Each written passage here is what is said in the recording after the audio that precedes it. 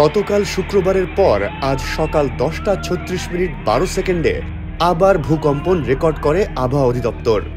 সকালে প্রাথমিকভাবে জানানো হয়েছিল যে সাভার ও গাজীপুরের মাঝামাঝি বাইপাইল এলাকায় রিখটার স্কেলে 3.3 মাত্রার ভূকম্পন অনুভূত হয়েছে।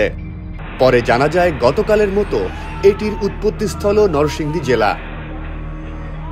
ভূমিকম্প পর্যবেক্ষণ ও গবেষণা কেন্দ্রে দায়িত্বরত পেশাগত সহকারী নিজামউদ্দিন আহমেদ প্রথমে জানান যে ভূকম্পনটি ঢাকার উপকণ্ঠের বাইপাইল এলাকায় অনুভূত হয়েছে।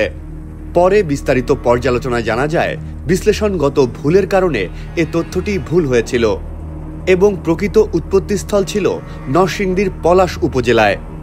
পরে আবহাওয়া অধিদপ্তর সংশোধিত তথ্য প্রকাশ করে।